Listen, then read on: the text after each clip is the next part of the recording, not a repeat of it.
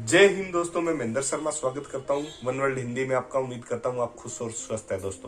दोस्तों आइए दिखाते हैं पाकिस्तान की एक और लेटेस्ट डिबेट, जिसमें इन पैनलिस्टों को, पैनलिस्ट है हिलाली को पता ही नहीं है कि क्या बोलना है क्या नहीं बोलना, कैसे देश में शांति माहौल के लिए मीडिया में कैसे माहौल बनाया जाता है। जबकि ये सीधा सीधा बोल रहा है कि अभी पाकिस्तान का आर्मी चीफ सलवार कमीज पहन के, एक अपना प्रोफेशन छोड़ के सलवार कमीज पहन के, एक धार्मिक रेडिकलाइज ड्रेस पहन के मौलवियों के बीच जा बैठा, जो उसको बिल्कुल भी शोभा नहीं देता है। तो दोस्तों हिलाली ने सीधा सीधा कहा है कि ये पाकिस्तान का आर्मी चीफ है या फिर एक गली का गुंडा या कोई मस्जिद का मौलवी है।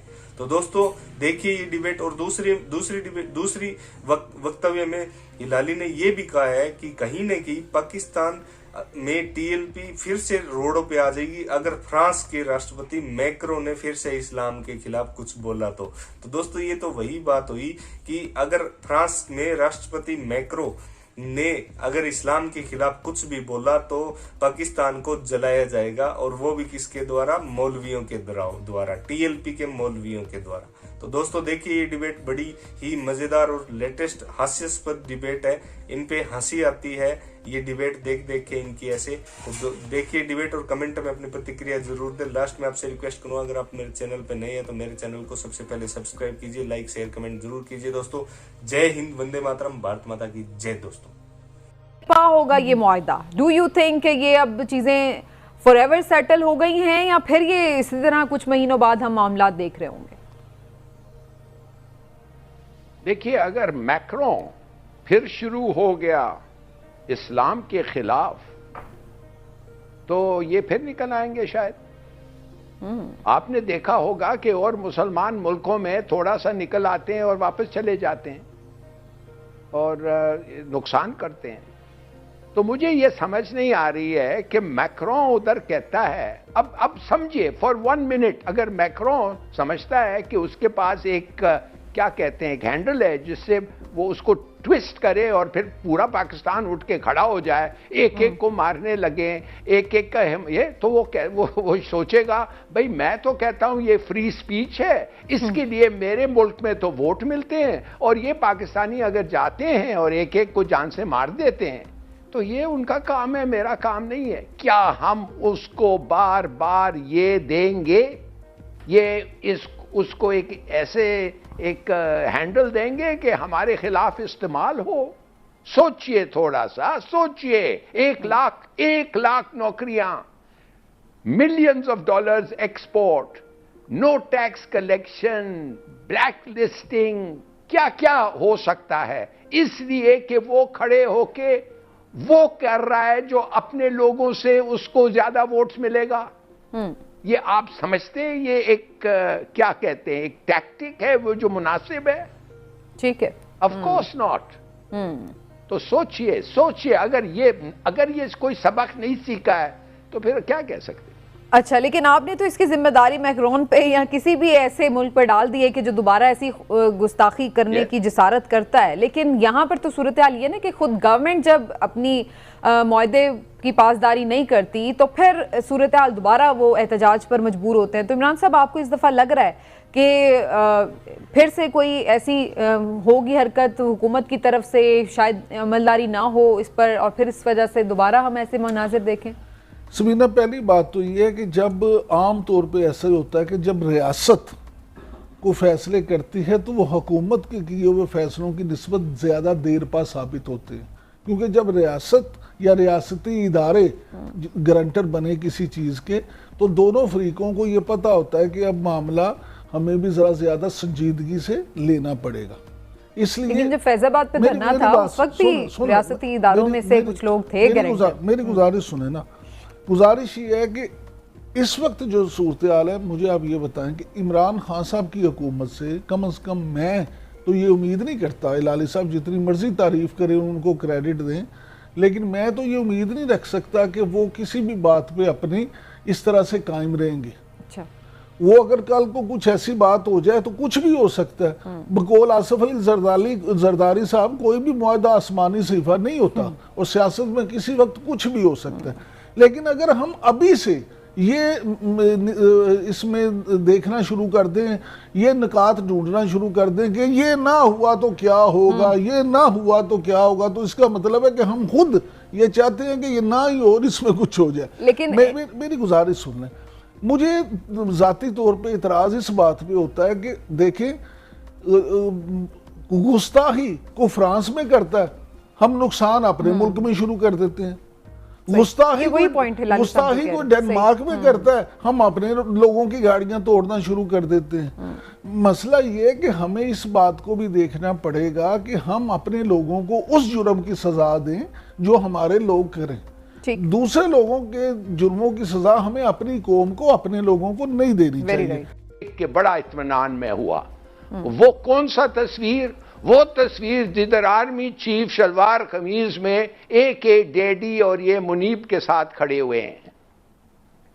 ये तस्वीर को बताना कौम को और पब्लिक करना, ये बताता है कि कितने सीरियस मामला है, कितना बैकिंग था एस्टैब्लिशमेंट का। तो मेरे ख्याल में वो इट वर्कड, शुक्र है इट वर्कड। और अब ये बिल्कुल पता चल गया है कि ऐसे मामले में ये हुकूमत जो है, और कोई भी हुकूमत, कोई कुछ नहीं कर सकता, इनके बस की बात नहीं है, इनकी एक्सपीरियंस नहीं है, ये एमेचर्स हैं। ठीक, मगर दाद में देता हूं इमरान खान को कि इस वक्त वो मान गया, टांग नहीं अड़ा दिया खामखा। जैसे वो अपॉइंटमेंट के बारे में उन्होंने टांग अड़ाया है टू नो पर्पस, शुक्र है इस दफे नहीं किया। दूसरी बात, एक्सलेंट कि ये कंडीशंस बताए नहीं किसी को। अच्छा। मत बताएं, कोई जरूरत नहीं है, कोई जरूरत नहीं है। इनको निकालें रोडों से, रोड खोलें, और जितना आपने कहा है वो काफी है। क्यों बताना चाहते? आप निकालने से क्या फायदा होगा आपको, मुझे बताएं। हम एज अ पब्लिक, मैं क्या चाहता हूं, रोड खोलो, लोगों को तंग मत करो, गोलियां मत चढ़ाओ, लाठी ना हो, कुछ ना हो। और बड़ी अच्छी बात है, ये एक पॉलिटिकल पार्टी है, 22 लाख वोट ली है, वेरी गुड। ये होगी, अगर पॉलिटिकल पार्टी नहीं होती तो 22 लाख वोट नहीं देती। ठीक है, एक्सलेंट। लेकिन अभी जो आपने ये बात की है, फाइनली मैं ये, अच्छा चले कर लीजिए फाइनली। फाइनली मैं ये कहना चाहता हूं आपको कि ये किसका कसूर है कि ऐसे चीजें होते हैं इस मुल्क में? सबका कसूर है, हर लीडर का, हर एस्टैब्लिशमेंट का, हर लीडर का और हर पार्टी का। 1960 से अगर उन लोगों के पॉलिसीज मुख्तलफ होते तो ये नहीं होता। एक अवाम को भूख, बीमारी, पैसे नहीं, मदद नहीं, उम्मीद नहीं, नाइंसाफी, किसको वो देखेंगे खुदा के अलावा, और किसको पूछेंगे कि मदद करो? ठीक। और उस फ्रेम ऑफ माइंड में ये लोग आते हैं, कुछ लोग आते हैं अच्छे, उनका भी मैं नहीं कहता उनको वो गलत है, वो आते हैं और उनको फिर उनके अल्फाज अच्छे होते हैं, वो खाने देते हैं, कुछ नहीं तालीम देते हैं, और ये फिर उनके हर बात पे चलते हैं। बिल्कुल सही है। आई एम सॉरी, हर बात पे चलना बताता है कि एजुकेशन कम है। अच्छा चलिए, लेकिन अब इसमें ये जो आपकी ये वाली बात थी ना कि इसको सीक्रेट रखना ज़रूरी है, आपके ख्याल से इस पर मैं ज़रूर इमरान साहब का कमेंट लूँगी, क्योंकि बहुत सारे लोगों का तो ये भी ख्याल है कि पता तो चले कि बातचीत क्या तय हुई है, ताकि सही और गलत का अवाम भी तो जान सकें ना, कि दोबारा से फिर कोई उन्हें बेवकूफ़ ना बनाए। अगर कोई बेवकूफ़ बना रहा है, अगर हुकूमत वादा खिलाफियाँ कर रही है, तो हुकूमत बेनकाब हो कि ये वादा खिलाफी करती है। तो अच्छा चीजें सामने आनी चाहिए। अच्छा समीना, चीजें, पहली बात तो ये है कि राइट टू नो के तहत सारी चीजें सामने आनी चाहिए, लेकिन पूरी दुनिया में ये होता है, सिर्फ पाकिस्तान में नहीं, पूरी दुनिया में वेस्ट जिसकी तकलीद करना हम बड़े अपने लिए समझते हैं कामयाबी का जरिया, वेस्ट में भी चीजें इसी तरह से छुपाई जाती हैं और बहुत सारी चीजें होती हैं जो सामने नहीं लाई जाती, बाद में जब वक्त गुजर जाता है तो वो क्लासिफाइड हो जाती हैं। इसलिए मैं ये नहीं समझता कि ये कोई अनहोनी बात है या बड़ी बुरी बात है।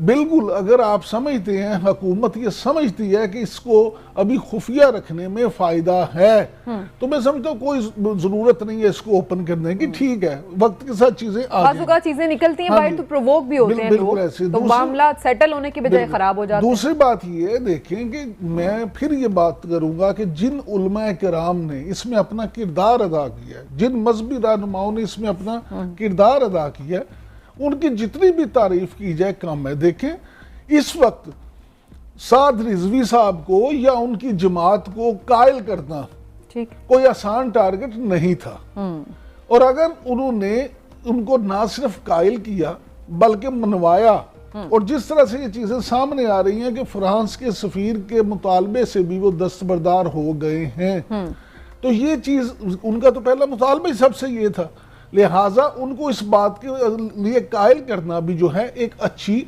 बहुत अच्छी चीज है, और मैं समझता हूँ इस पर इनकी तारीफ करनी चाहिए। दूसरी बात यह कि हुकूमत की तरफ से उनका ये जायज़ मुतालबा जो था कि जनाब हमें आपने 7 महीने पहले या 8 महीने पहले कल अदम करार दे दिया, वजूहात बताई नहीं, चीज़ें बताई नहीं, हम इलेक्शन लड़ते हैं, अवाम हमें वोट देते हैं, 22 लाख से ज़्यादा हमें वोट मिले हैं, तो आप हमें एक सियासी जमात की तरह यहाँ पे रहने दें।